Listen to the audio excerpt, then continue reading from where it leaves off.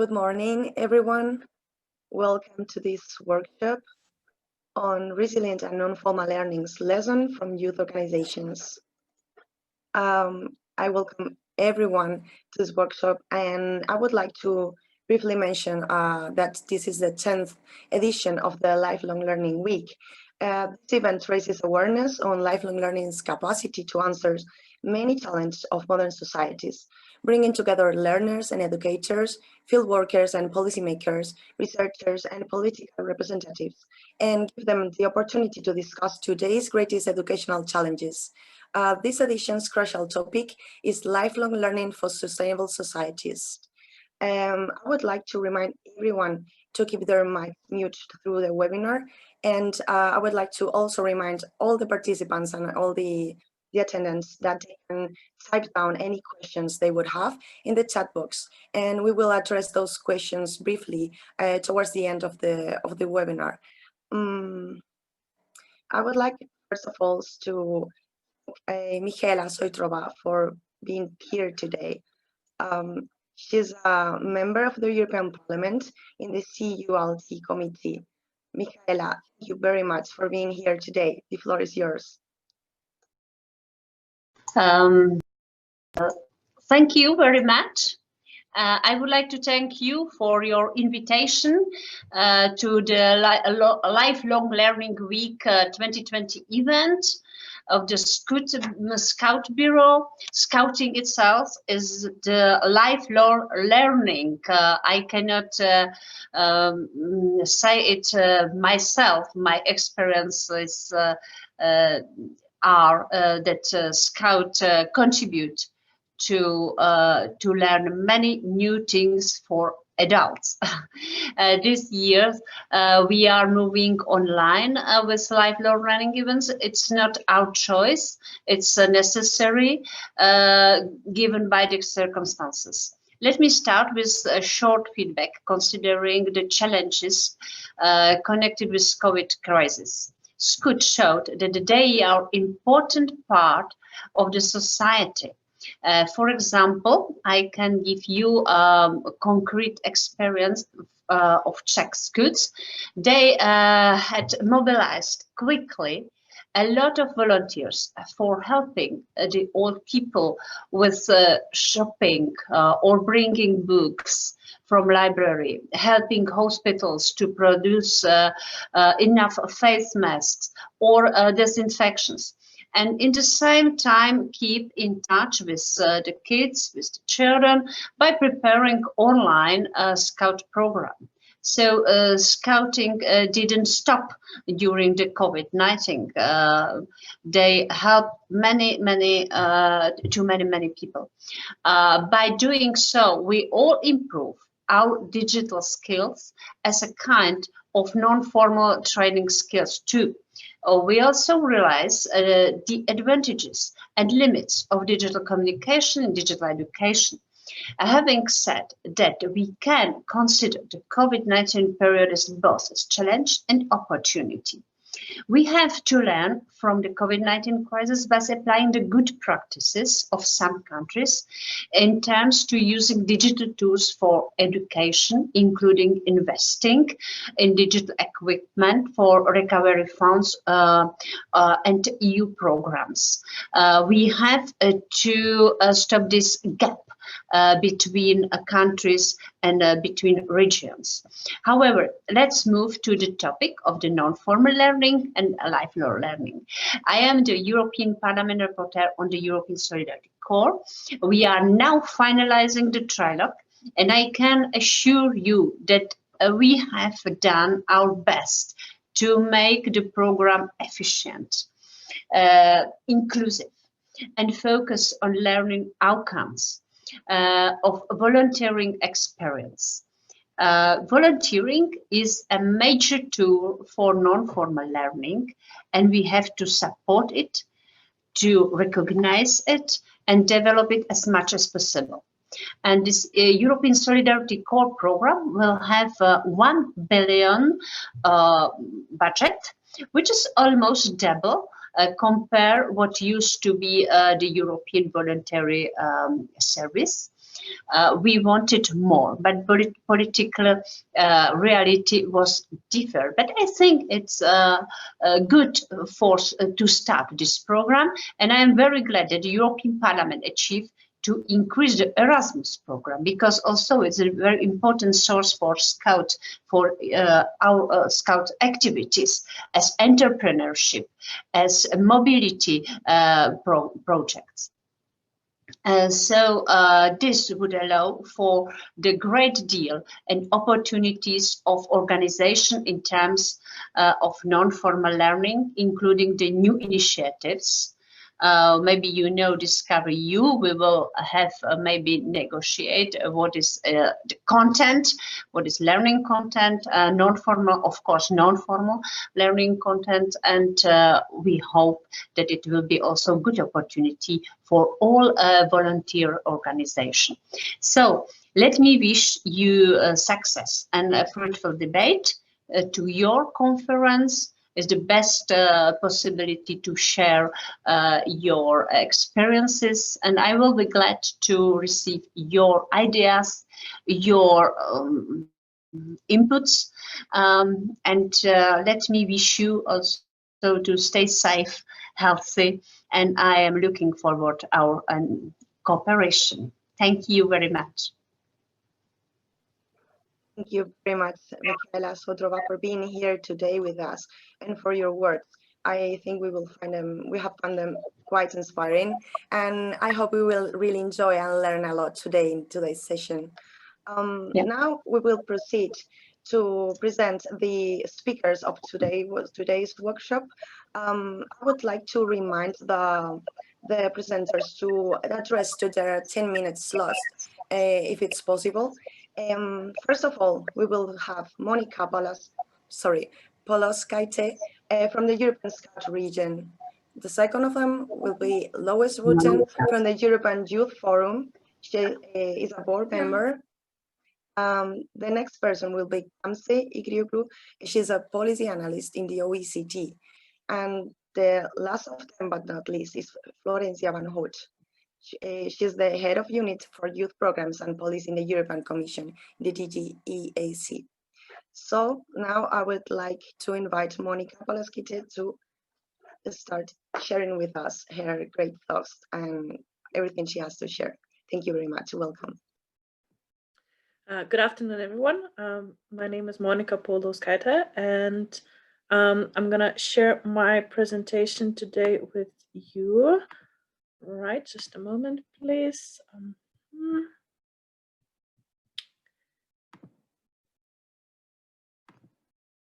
Here we go. So quickly about myself. So I'm a member of Lithuanian Scouting, and I'm also volunteering in the WASM European region in the diversity and inclusion team. And today I would like to present you two main things. One thing is Scouting at Home research survey that was run by the European region, and some best practices from the Scout field of how to include young people into the online activities and how to ensure that inclusion and diversity is there even during the so complicated COVID times. So first of all, we all know what happened. So COVID-19 hit the world very hard, thus resulting in lockdown and quarantine in most of the countries. Therefore, the usual residential scouting activities could not happen anymore. But luckily, member organizations found a creative way to adapt, and they managed to switch to scouting at home using various tools, online activities, phones, maybe even radios or other ways, post offices and so on. So in order to keep educational activities and making sure that scouting is not stopping during COVID-19. The question is raised, however, what's the impact of on the young people of this lockdown, and what's the impact on the mental health? Because the research shows that COVID-19 and lockdown have a negative impact on mental health. Therefore, it was really interesting whether scouting and home activities, what's the impact of them to young people and their mental health? Is there a positive impact? Is there no impact? What can we do actually to contribute that young people's well-being would continue being positive? So in order to answer these questions, the Scouting at Home survey was run, and it aimed to understand the impact of scouting at home during the COVID-19 pandemic. The survey was filled by 3,000 young people, leaders, adult helpers, and parents from all across Europe. Looking a bit at the different types of participants, we see that around half of the participants were adults in scouting, 25% was young people, and the last quarter was parents of young people. So we see that the survey was actually answered from all the areas of people that are somehow included into the scouting. 75% of young people who responded to the survey said that they participated in scouting at home activities, which is a very high percentage, meaning that scouting and home activities managed to reach many people. However, we should consider that true figure is probably likely to be a bit lower, because we expect that fewer people would engage in the survey that are also not participating in the scouting at home, or vice versa, meaning that people who participate in scouting at home, they probably are more likely to answer the survey about the scouting at home. However, I want to, and I'm feeling actually personally very happy that this high percentage means that scouting organizations managed to very quickly adapt to the crisis and managed to switch to the online activities, meaning that everything is possible, and that it's also an educational process for organizations, because they need to manage to switch to the different kind of activities. Now let's look about the results of the survey. So survey results show that 50% of young people and adults, and even more, so 75% of parents who answered the survey, they strongly agree to the three main points, saying that I learned something new through home scouting, that home scouting made me feel less lonely, and home scouting made me feel more positive. So we see that the positive agree to these three statements. It really shows that scouting at home can positively contribute to young mental health, because they feel less lonely, because they feel more positive, because they are engaged in the activities as they used to be engaged previously, just in the different format of the activities. If they used to be engaged in the residential activities, now they are engaged in digital activities, and they're feeling positive about it. So I'm very happy about these results, because they really show that what Scout organizations do in Europe, they really positively contribute to the mental health of the young people. And now I would like to continue to showing you two examples of the scouting at home from the member organizations. So first example is from the Scouting UK. What they did is they created the Great Indoors material. You can see the print screen below, which shows that this material is a pool of resources of various types of activities that can be used by anyone, by scouts, by scout leaders, even by parents, and young kids and scouts can continue doing their activities. How this really contributes to the inclusion and to the mental health of young people, I find it through a few ways. So first of all, that parents who are now spending much more time at home with their kids, they are also included in scouting activities, because they have a pool of resources, a pool of materials that they can use in order to do some educational activities with their kids. It's also very helpful for scout leaders who have a pool of resources that can help them to continue doing the usual scout meetings, just on the different platform. Also, young people themselves, they can do it with their friends, or they can do it themselves. So what's really important here is that we have inclusion of families, And we also have a possibility for young people to continue doing the activities that they used to do. So they're not feeling alone, so they're not feeling like the world is changing too much. The second nice example is actually from Australia, not from Europe. What you see in the picture is a young scout doing his his scout promise at home, using with his family as well, and using a phone to connect to his scout leaders, to whom he is actually saying his promise. So what scouts in Australia did, in order to make sure that the kids are not missing the very important event of their life, would help them to be included in the scout group, because scouting promise is a very special thing that really that kids really want to do, that is really important. And in order to not to miss that opportunity, or not to wait for it too long till the pandemic is over, scouts in Australia, they sent a package to families. The packages included the scouting flag, and there are some instructions how to do everything, so that the families could help their kids to do the scout promise, that the kids would feel that their life is not changing too much, that they still can do things that are important to them, they can still contribute to the scouting, and they could feel that they are actually members of the movement, so they would still have this feeling of belonging. So these are the two best practices that I was happy to share with you today. And concluding, as there is not that much time, I would like to say a few statements that we all know that COVID pandemic really heavily affected the life of young people in Europe. And we saw that there is a negative effect on the mental health of young people. However, member organizations managed to switch to online activities in order to keep the members engaged, to keep members included in the movement. And we see from our survey that there was actually a positive impact on the young people who are participated in these online activities on their mental health.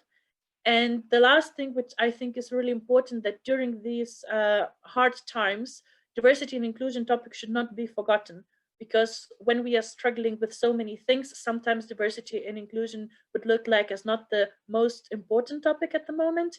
But we see that diversity and inclusion is important, that it helps people, it helps young people especially, it improves their mental health. And therefore, our working group will prepare and will launch soon a recommendations paper on how to ensure that diversity and inclusion is not lost during the COVID-19 pandemic and during the online scouting. So thank you very much for your attention. If you have any questions, you can always use the chat, and have a good the rest of the conference. Thank you very much, Monica from Scouting in Europe. Now I would like to invite Lois Routen from the European Youth Forum. She's a board member and she will share with us some inspirations. Thank you very much, Lois. The floor is yours. Hi, everyone. Thank you so much for giving me the floor. So shortly about me, my name is Loes Rutte. I'm a board member of the European Youth Forum, and the European Youth Forum is the platform of national youth councils and non-governmental international youth organizations in Europe. We, as a platform, have more than 100 member organizations, which are umbrellas of young people that together we represent the voice of millions of young people in Europe. So first of all, big thank you for Scouts and Lifelong Learning Platform for having the Lifelong Learning Week and bringing people together to talk about non-formal education, and to the Scouts for organizing this panel with a very interesting group of people that we have at the table today, and also for all your activities that you are organizing worldwide, everything that you presented to help young people with, well, so many different things and skills. We all know that COVID-19 has had a huge impact on all our lives and also on the lives of young people, with schools closing, education being disrupted, moved partially online. But also we did a study together with the International Labour Organization showing that 1 in 6 young people that were working have lost their job due to the COVID crisis. And outside of that, the free time activities of young people have been cancelled big time. And also we are seeing that this results, according to the survey, in around half of the young people possibly being affected by anxiety and depression due to the COVID crisis. Another point that is important to mention is that cross-border mobility has stopped, and this is something that has an incredible impact on the life of individual young people. Probably if you are listening here today to a European level discussion on non-formal education, it's probably because at some point earlier in your life, you had this type of exchange moment that you were in touch with people from different countries and got interested in this type of topic. But nevertheless, we are also seeing that young people and youth organizations are at the front line to combat the primary and secondary effects of the COVID crisis. So we are also seeing a lot of response and resilience by youth organizations. And I would like to touch upon 3 topics related to that, on digital learning, on financial stability, and on inclusion in the rest of this intervention. So in terms of digital learning, luckily already youth organization played a role in giving young people a basis on digital literacy skills. For example, organizations that work with teams that are in different places already were used to some extent to have online meetings. And this is something I personally also noticed at work, that some of the things were not new to me, that were completely new to my colleagues. And I realized, wow, this is one more thing that only afterwards I realized I have learned in a youth organization. The COVID crisis has further boosted the digital transformation of youth work, of the work of youth organizations. And Monica had some great examples of activities that were organized, and it shows how much in tune youth organizations are, such as the Scouts, with the needs of young people and how fast they can respond.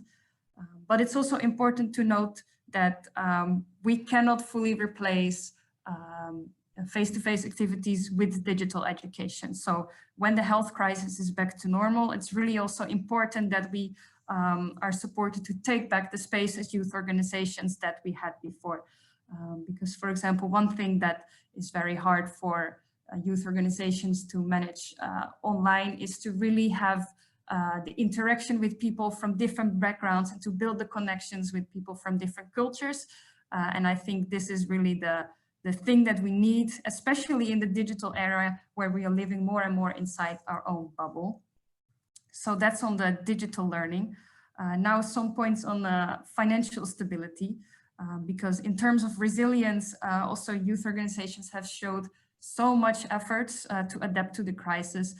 But in the end, some organizations are financially dependent on the activities that they organize. And probably also there are people listening that can relate to this, that have member organizations that have closed down because for a whole year, not organizing the core activity of their organization is simply something that they cannot financially bear.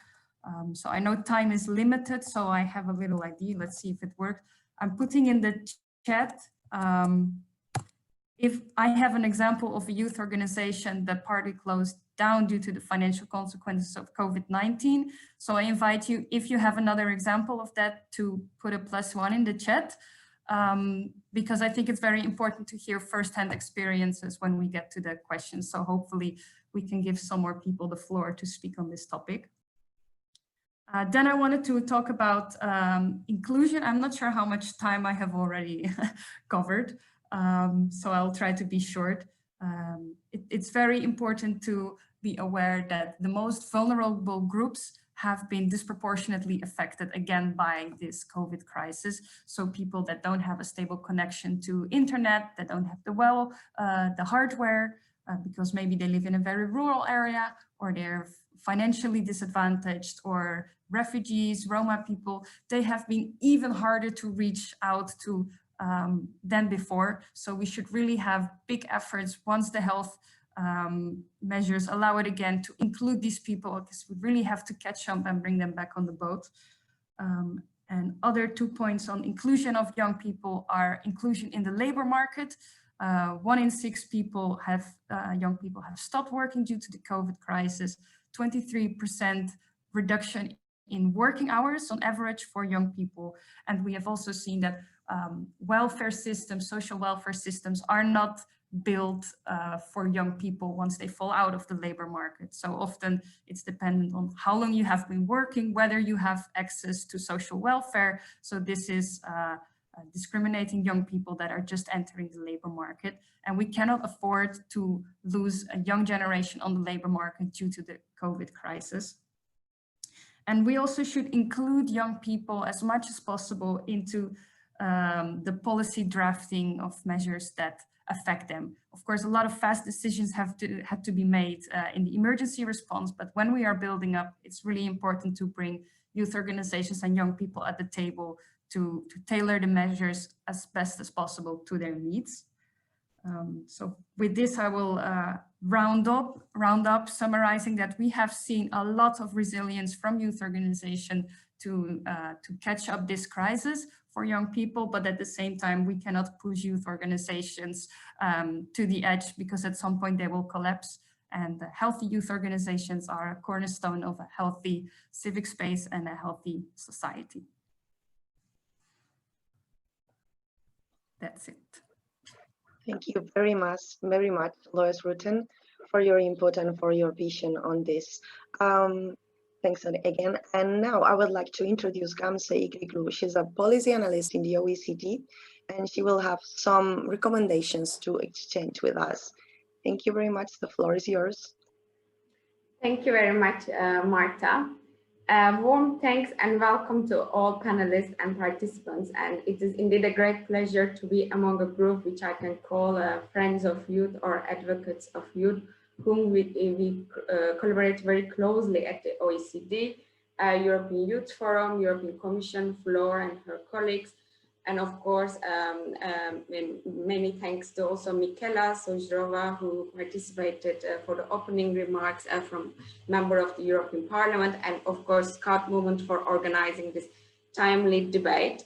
Many of you highlighted the importance of non-formal learning as a tool to contribute to human capital. And today I would like to focus on the findings from the 2 OECD different data collection exercises, focusing on how COVID-19 played out for non-formal learning, but also for youth work and volunteering, and what are some of the good practices and recommendations we can draw out from the OECD work. I will start with next slide, please. The 2 OECD reports that are feeding to our data and the findings of the analysis are, one of them are building on replies to an online survey which we conducted in mid-April, targeting youth-led organizations across the world. And this reflects findings from youth organizations based in 48 countries. And the other is our new Fit for All Generations OECD report, which presents findings from government entities from 42 countries and the European Union to better understand how, from the perspective of institutions, we can empower young people and promote intergenerational justice. And I would like to take this opportunity to thank you. Some of you who are with us today contributed to these data collection exercises and OECD surveys. So on behalf of our team, I would like to express our gratitude for your contributions and sharing examples of how your organizations conducted initiatives to mitigate the impact of the crisis. So before moving specifically into the topic of non-formal learning, I would like to focus on what we found about the greatest worries of young people during the COVID-19 crisis and how this can relate to promoting non-formal learning opportunities.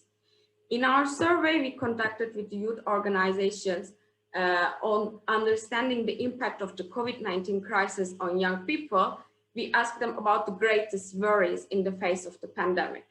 And young people pointed to the impact of the crisis on mental health, education, and employment, but also personal relationships and disposable income, which is a fact that was also reiterated by the Scout movement presentation, but also the presentation of European Youth Forum. So we see that these trends are confirmed, demonstrating that young adults are experiencing higher levels of distress, anxiety, and loneliness during the COVID-19 crisis. In terms of employment, again, Louise from European Youth Forum mentioned that young people are again disproportionately affected by the COVID-19 crisis, as they often hold temporary contracts in sectors that are most affected by the crisis, such as restaurants, hotels, and the gig industry. And OECD data shows that 35% of young people are employed in low-paid and insecure jobs, and this has been only exacerbated in the face of the pandemic.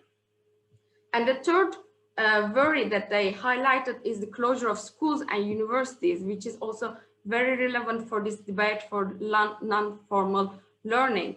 And despite efforts to put in place alternative learning opportunities, this adjustment, as you know, has been rather slow and particularly difficult for young people without easy access to internet or personal computer, or young people that do not have a quiet place to study at home. And for instance, in more than 1 in 10 young people age 15 from disadvantaged schools, they do not have quiet place to study, nor an internet connection across the OECD countries.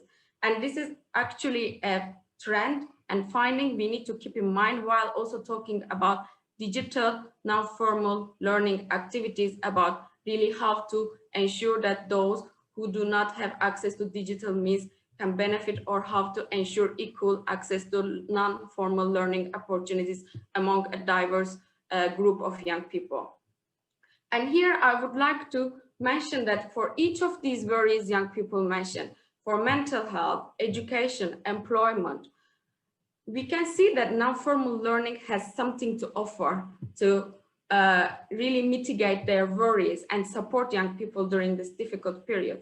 For example, when we look at the benefits of the non-formal learning opportunities, it provides economic benefits by reducing opportunity costs of formal learning and allowing human capital to be used more productively, which can be very useful in the current context where we see that young people are raising a lot of concerns about employment opportunities.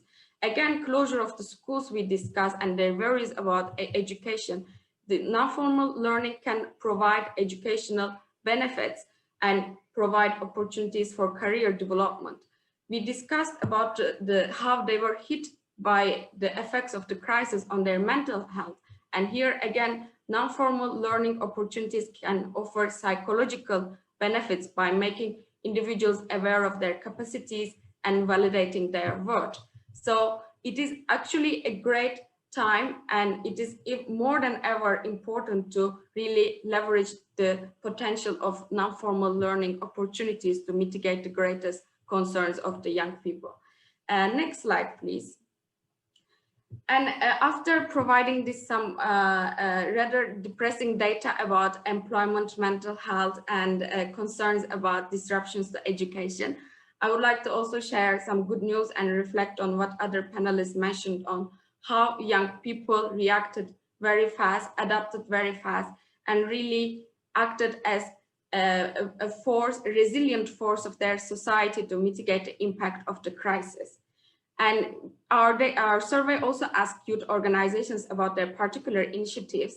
And here we also saw that they immediately stepped in, disseminating information among their peers, providing peer-to-peer advice on mental health, providing non-formal learning opportunities, especially those who are from more vulnerable backgrounds, providing support to elderly and groups at risk, covering their basic needs, shopping, groceries, helping elderly in isolated care facilities, and also combating stigma and discrimination, especially for the most vulnerable groups in the society.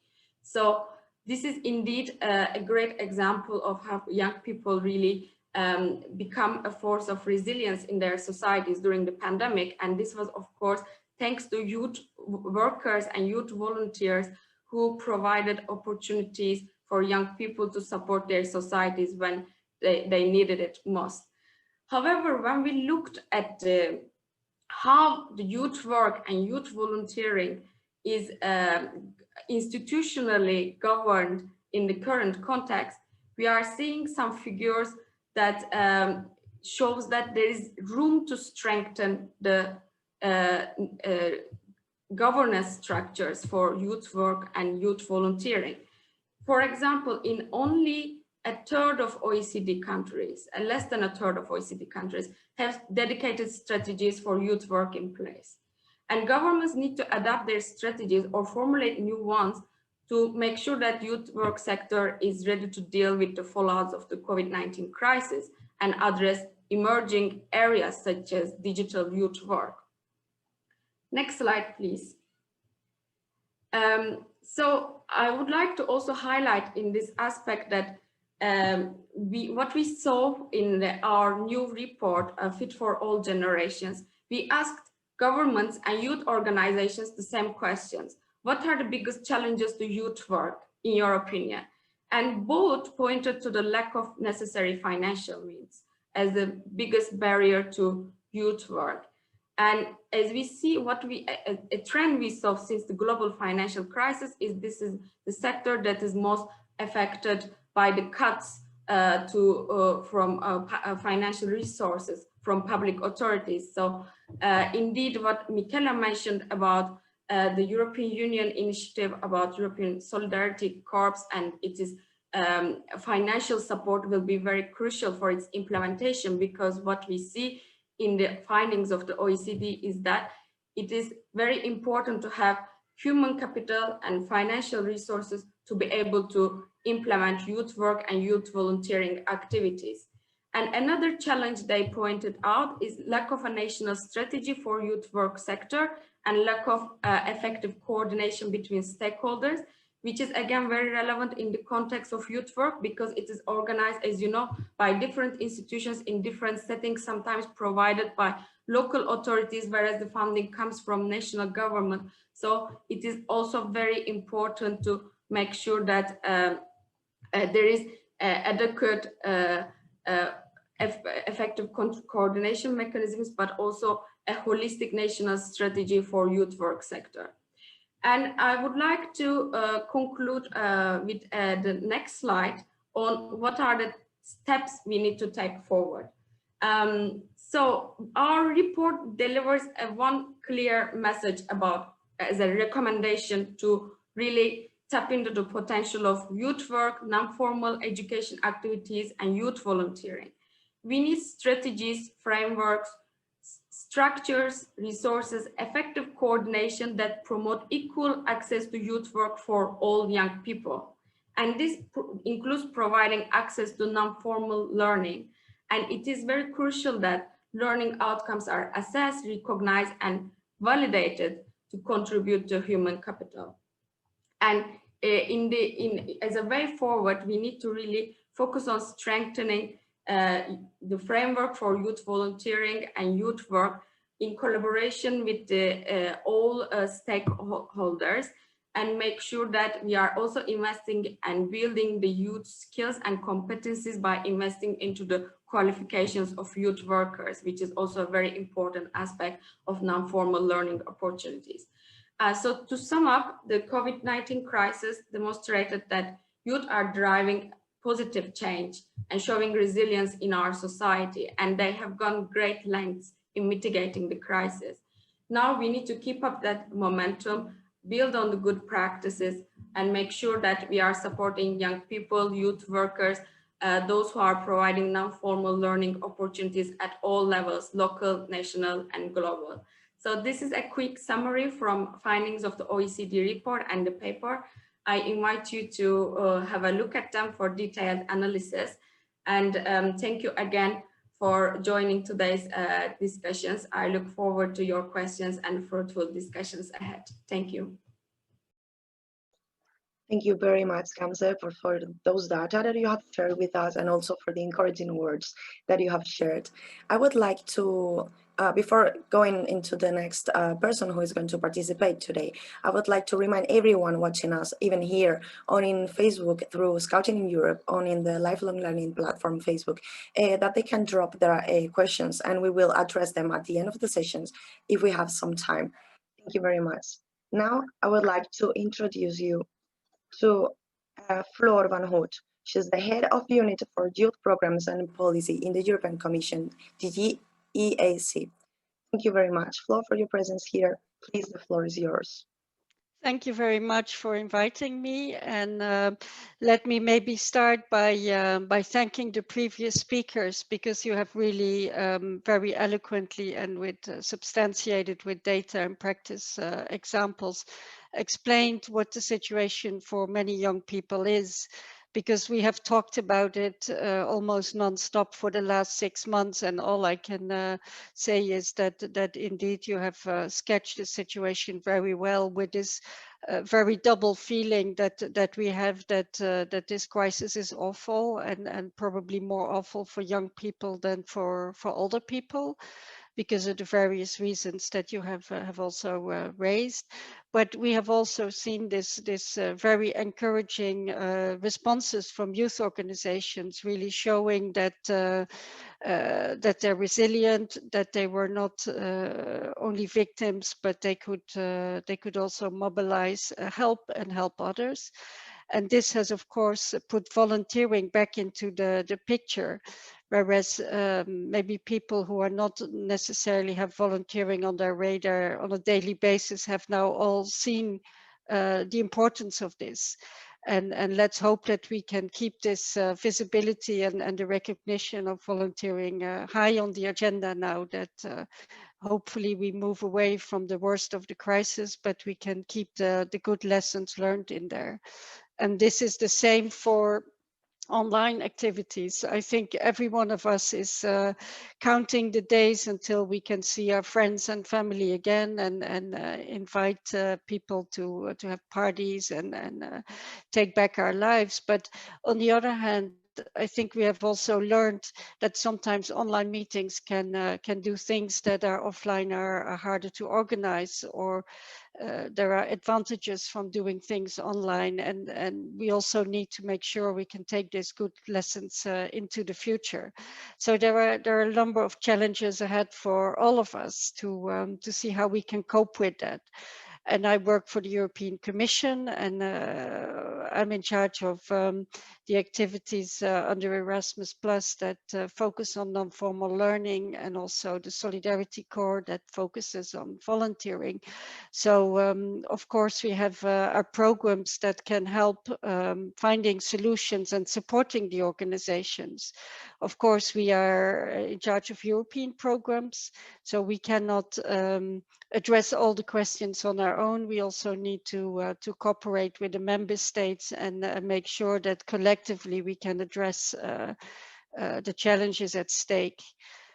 And when it comes to the support that we see, I would like to point out two different phases. I mean, there is the current phase we're in when we're managing the crisis, and also trying to support those who are managing the crisis. And here we are focusing very much on allowing flexibility, so that projects that were planned maybe a year ago, when we didn't know what was coming towards us, that we can adapt these, that where things are cancelled and costs were made can be reimbursed. We have in the Commission for European programs activated what we call force majeure, which means that serious unforeseen circumstances can allow us to pay certain costs that we cannot otherwise. There are unfortunately also limits. It doesn't mean we can just pay everything. So we have to, of course, respect the financial procedures, but it has allowed us to have a lot more flexibility in dealing with the situation that we were in. At the same time, we have also allowed, logically, that physical mobility was replaced by online activities. And that is what helped actually to keep the program up to a point alive and active. I think some of the earlier speakers said we are interested in European mobility, and now there is not much. But what we have seen in the programs is that organizations have been very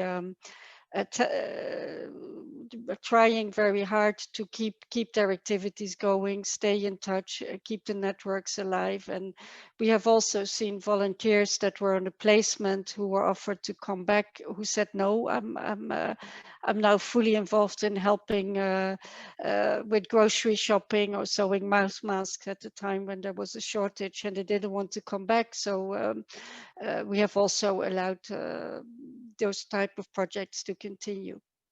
Now, looking into the future, as also the Member of Parliament, Mrs. Šojdrová, has said, we can look forward to strong youth programs. First of all, there is the Next Generation EU and the Recovery Fund, which is probably the biggest EU budget ever. It's very ambitious, and it has funds also to support the countries in dealing with social problems, for instance, to the social funds, and also to deal with youth unemployment, to also the youth guarantee that was adopted a couple of months ago, that is there to help young people, give them support when they're looking for jobs, give them career guidance, or maybe suggest further education.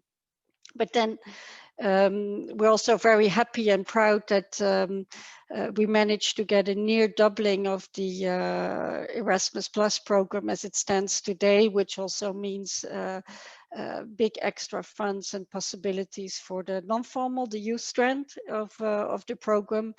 And we look very much forward also to activate those funds to help the recovery, and we are very aware of the difficulties that youth organizations are in today, and to support from the European side, of course.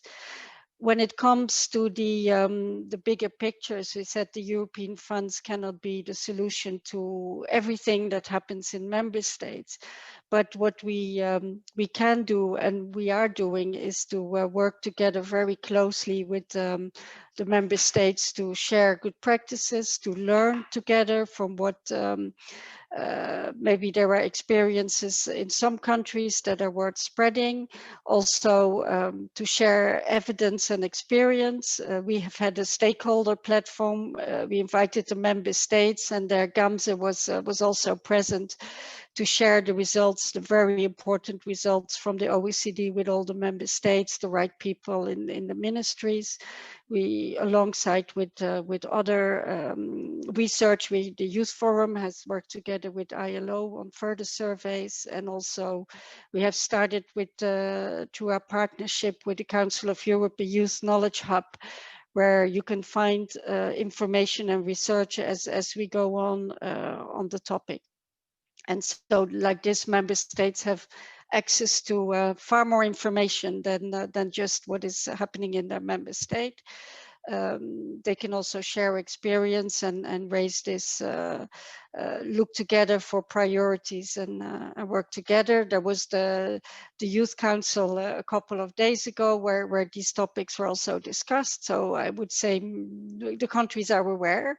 They have the evidence. They have discussed this at the highest political level, and now, of course, it's time to deliver and put this to practice. But you can count on us to be part of this, to be your partner in this, and also to help you share your voice inside the European Commission, the EU institutions, and also with the member states where we can. So thank you for your attention, and if there are any questions, I'm happy to answer them, of course. Thank you very much, Floor Van Hout, for your input on this. I would like to thank all the speakers for their valuable input and for all the inspiration they have shared with us today. I would like to let everyone know that you can access the OECD policy paper on the link that has been dropped in the chat. And we are waiting to see if we receive some questions so the speakers can answer them. I would like also to say again, thank you to Michaela Zoidrova for being here today with us and for sharing with us so interesting input in this session.